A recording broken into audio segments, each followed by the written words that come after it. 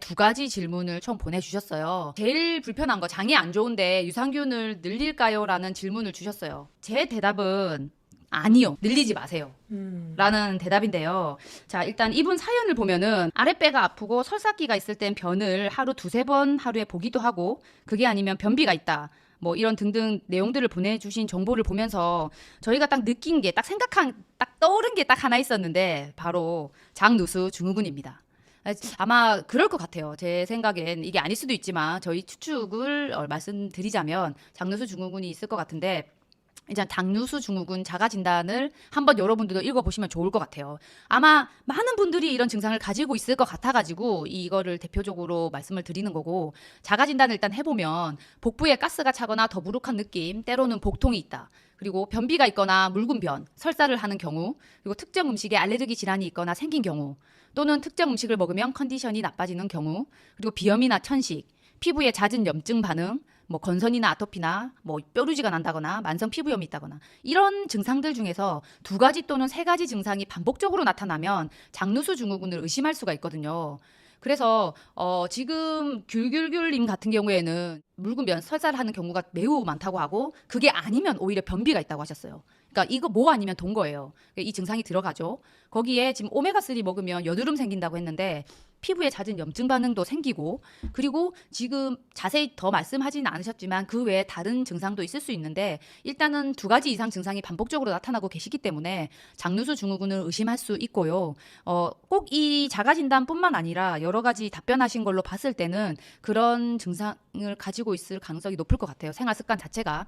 그래서 장누수 증후군 같은 경우에는 사실 알려진 지가 몇 년 안 됐어요. 이게 아주 오래 전부터 이 뭐 병명이 있었던 건 아니고, 저희도 이제 식단하면서 이 장누수 증후군이라는 걸 알게 되었는데요. 결국에는 식사에 대한 민감성을 가지거나 알레르기 반응, 이 여러 가지 뭐 피로라든지 이런 것들이, 특히 현대인이라면 많은 사람들이 장누수 증후군을 알고 있고, 이걸로 인해서 우리 몸에 지금 뭐 질환이나 영양, 뭐 피로, 이런 것들에 다 영향을 미치고 있는데 사람들이 모른다. 근데 그나마 유튜브가 많이 이제 알려지고, 그리고 장누수 증후군이라는 책도 많이 나왔어요. 그래서 그런 것들로 그래도 많이 알려지긴 했는데 아직도 모르시는 분들이 상당히 많다. 그러니까 본인이 이거라고 생각을 하고 계신 분들이 많이 없다, 생각보다는. 그런 걸 많이 느꼈고, 규규님도 거기에 해당한다 생각하는데, 일단 장누수 증후군이 어떻게 생겼고 어떻게 하면 되는지, 어떻게 생기는지 한번 설명을 드릴게요, 원리를. 장누수 증후군 같은 경우에는 생기는 이유가 과도한 스트레스, 원인이 지금 나오죠. 과도한 스트레스. 이거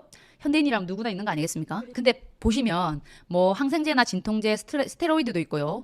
음주, 그리고 밀가루 음식, 인스턴트, 가공식품, 그리고 뭐 부패한 음식 먹을 일은 요즘 잘 없죠. 요즘 잘 없는데, 또는 이제 알러지 있는 음식, 이런 건데, 지금 이 앞에 네 개는 현대인 누구라면 다 갖고 있는 거 아니겠습니까? 자기가 모르고 먹는, 자기가 민감한 음식. 좋아요. 이것까지 지금 포함해서 이런 여러 가지 것들이 반복적으로 우리 장에 들어오면서 우리 장을 자극하게 되고, 그리고 우리 장 내 균형, 유해균과 유익균의 비율도 있고, 이런 것들을 좀 망가뜨리기도 하고, 그러면서 위 점막에, 장에 이제 쭉 있는 이제 그 표피에 있는 세포거든요. 이 세포 위에는 사실 이 점막이 있어요. 점막. 이 보이지 않지만 투명한 점막들이, 끈적한 점막들이 이 세균도 막아주고 여러 가지 물질 이동도 골라서 받을 수 있게 어느 정도 세균이 들어오지 못하도록 막아주는 역할도 해주거든요. 즉, 이 건강한 이 장세포를 보호하는 역할도 이 점막이 해줘요. 근데 이런 것들이 반복적으로 들어오게 되면은 이 점막 자체가 손상이 된단 말이에요.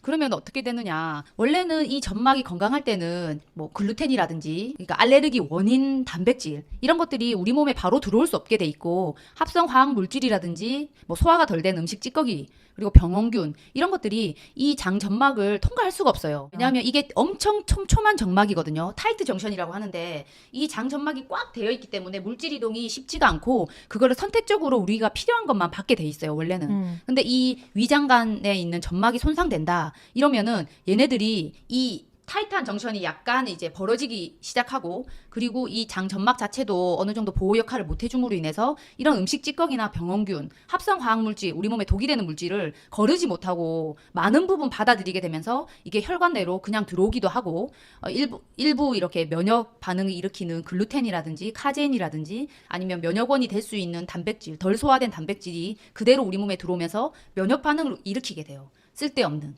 왜냐하면 우리 장세포 주변에 면역세포가 엄청 많이 몰려있거든요. 한 70%가 몰려있다 그랬나? 왜냐하면 우리 몸에 외부에서 들어오는 침입할 수 있는 가장 쉬운 경로가 장이잖아요. 그렇죠.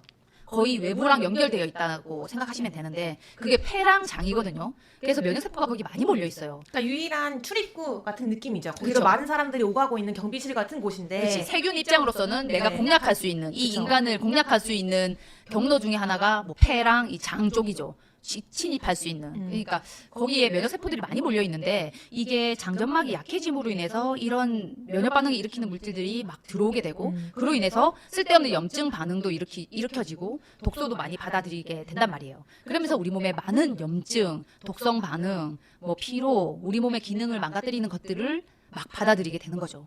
그래서 많은 분들이 사실 이걸 앓고 있다고 생각하고 저희가 이거를 많이 식단을 하면서 고쳐지면서 결국 장이 좋아지니까 다 좋아지는구나라는 말을 한단 말이에요. 그래서 저희가 하는 말 중에 기승전 장이라는 말을 하게 되는데 일단 어쨌든 장 건강이 매우 중요하다는 말씀을 드리면서 귤귤귤님의 증상은 장누수 증후군과 매우 상관이 있다라고 보인다 일단. 귤귤귤님의 원인 중에 하나는 스트레스일 수도 있을 것 같아요. 일단 그 성격 보내주신 거 보시면 경쟁적이고 일 중독이고 성격이 급한 편이고 그리고 수면 장애도 약간 있다고 하시는 거 보면은 분명히 스트레스도 있을 것 같고요. 지금 이 프로필에서 말씀은 안 드렸지만 이분이 지금 수술하고 약물 치료도 하셨거든요. 언제 하셨냐면 2년 전에 자궁내막증 성근종으로 수술을 하고 살이 7kg 정도 쪘다고 합니다.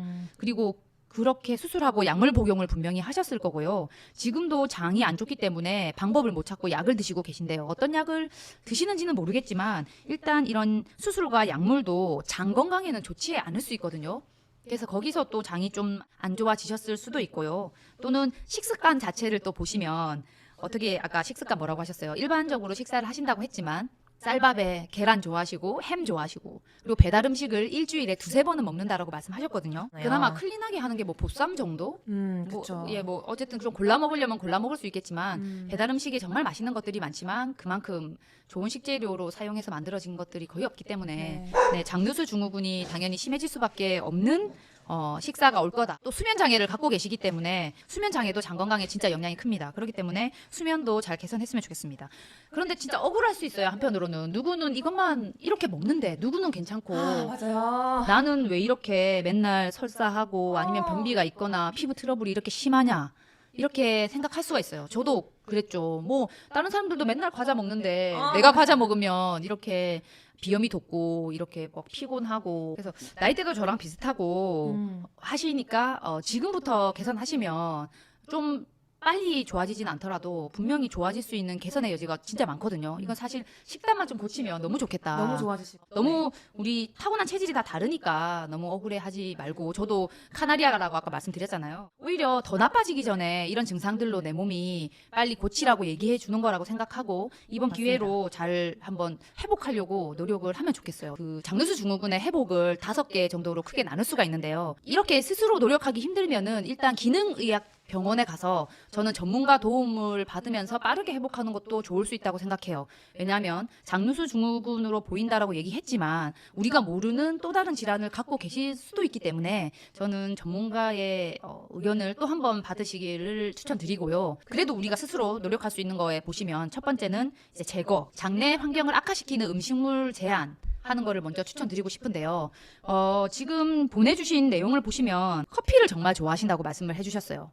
그래서 하루에 1-2잔은 꼭 마신다고 말씀을 주셨고 보내주신 내용 보면은 커피 너무 좋아해요. 라고 말씀을 하셨는데 커피를 마시면 화장실 바로 가고 막 속이 부글거린다고 하셨는데도 불구하고 커피 너무 좋아하신다고 말씀하셨어요. 그런데 이 장누수 증후군을 가지고 계신 분들의 대부분도 그렇지만 어쨌든 커피는 좀 끊어줘야 하는 것 중에 하나예요. 장을 너무 자극하기도 하고 그래서 저희는 디카페인을 먹으려고 하고 있거든요. 완전 끊기는 너무 힘들더라고요. 한 잔은 마시고 싶고 우리 입맛에 다른 음료로 대체를 해보려고 했지만 또 커피만한 힐링을 주는 것도 많지 않기 때문에 저는 만약에 다른 차를 마실 수 있으면 다른 차를 마셨으면 좋겠다.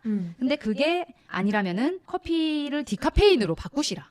라고 추천드리고 싶습니다. 그리고 음식 중에 또 하나 끊었으면 좋겠다라고 말씀드리고 싶은 게 글루텐이거든요. 앞에 장누수 증후군에 그 설명을 드렸지만 여기서 보시면 밀가루 음식, 인스턴트 가공식품을 설명드렸어요. 우리 몸에 염증 반응을 일으키고 지금 현재 위장관이 지금 손상되어 있는 상태라고 보이기 때문에 얘네들이 그대로 들어가면 우리 몸에 염증을 많이 일으키고 지금 카제인 유제품도 저는 같이 좀 끊으셨으면 좋겠거든요. 한동안. 그래서 밀가루 음식, 유제품 이 두 개가 그대로 우리 몸에 들어올 거기 때문에 들어오게 되면은 면역 반응을 일으킨단 말이에요. 염증을. 그러면은 지금 안 그래도 피부 트러블도 많이 나시고 하는데 아마 좀 회복에 도움이 되려면 이런 음식들을 끊어주셔야 돼요. 그럼 어떻게 해야 되냐. 지금 간식으로 새우깡이나 빵 같은 거 드신다고 했는데 그걸 좀 끊어줘야 됩니다.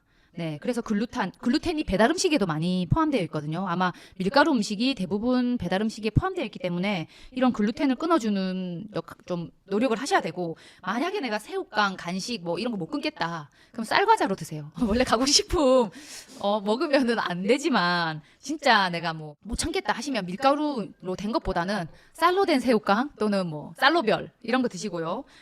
배달 음식 만약에 면 종류를 드시고 싶으면 차라리 쌀국수 같은 걸로 바꾸셨으면 좋겠어요. 꼭 드셔야 한다면. 왜냐하면 탄수화물도 조금 줄이셨으면 좋겠지만 그것까지 힘드니까. 어쨌든 글루텐 배제, 그리고 유제품 아까 카제인 말씀드렸죠. 요거트, 우유 이런 것들 좀 줄여주시고요. 설탕도 좀 적게 드시는 게 유해균이 번식이 돋게 되는 거니까 이런 걸 제거해 주시면 도움이 될 것 같습니다. 그리고 두 번째로는 장내 찌꺼기 제거라고 얘기했는데 소화효소를 드시길 추천드리거든요.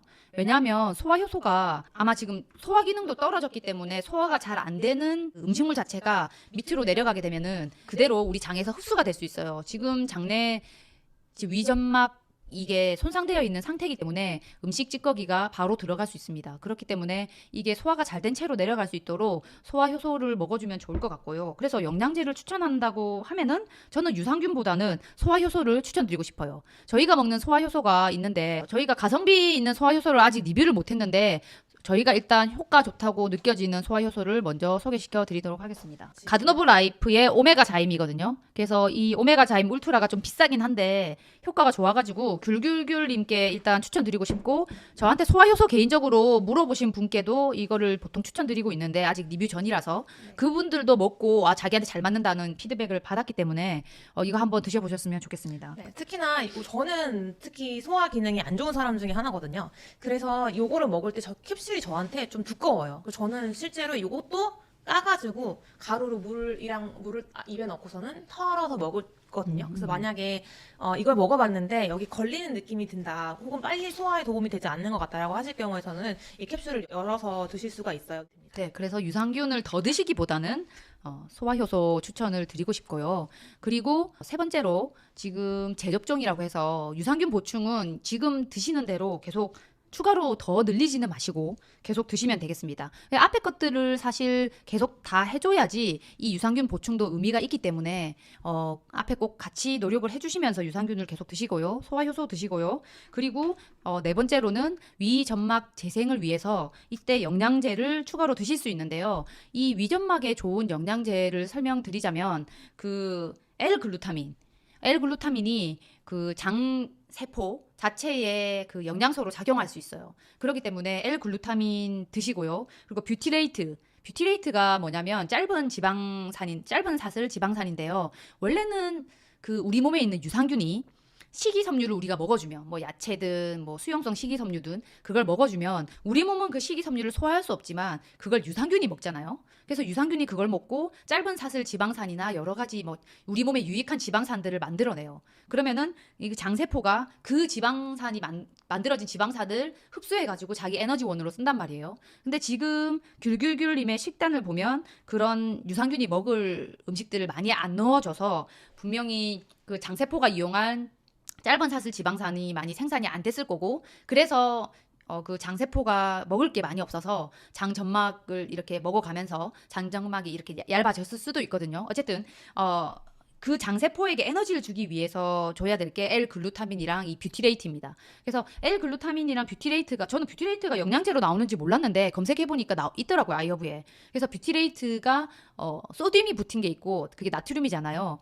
그거는 좀 나트륨 섭취가 너무 올라갈 것 같아서 그것 말고 칼슘이 붙은 게 있더라고요. 찾아보니까 그 뷰티레이트를 찾아서 같이 드시면 좋겠어요. 그래서 글루타민과 뷰티레이트, 그리고 양배추 즙도 도움이 된다고 하니까 혹시나 녹즙을 내려 드실 수 있다면 저 한국에 있을 때는 그 사과랑 케일 그리고 양배추즙으로 해서 녹즙을 내려 먹었었거든요. 그게 위장관, 위뿐만 아니라 장에 있는 점막을 재생시키는데 매우 도움이 된다고 합니다. 그래서 양배추즙만 먹으면 진짜 역하잖아요. 이게 먹기 힘든데 사과랑 케일을 넣으면은 맛이 되게 좋아져요. 그러니까 만약에 녹즙을 내려 드실 수 있다면 그걸 드시되 만약에 영양제로 드셔야 된다면 L-글루타민과 뷰티레이트를 구매해서 드시길 바라겠습니다. 그러면 영양제 3개 나왔어요. 소화효소, L-글루타민, 뷰티레이트 이 3개를 추천드리고 영양제 중에서 유산균을 더 늘리는 거는 추천드리고 싶지 않다라는 생각이 들었습니다. 그리고 마지막으로 생활 습관을 말씀드리자면 식단을 유산균의 먹이가 되는 것들을 좀 많이 넣어 주셔야 돼요. 지금 배달 음식이랑 쌀밥 계란, 햄 이런 거 많이 좋아하고 드신다고 했는데 사실 유산균들은 채소 좋아합니다. 채소.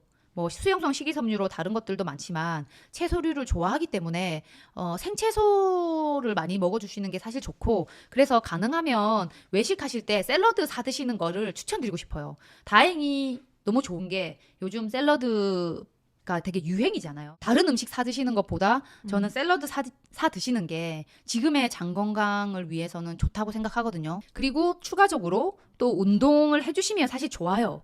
운동 딴 거 다 안 해도 운동을 열심히 하신 분들은 운동만으로도 장 건강이 유지되는 분들도 계시거든요. 그래서 그 장내 밸런스를 맞추는데 신기하게도 운동도 도움이 됩니다. 참 신기한 게 정신 건강, 신체 건강, 장 건강이 하나로 이어져 있어요.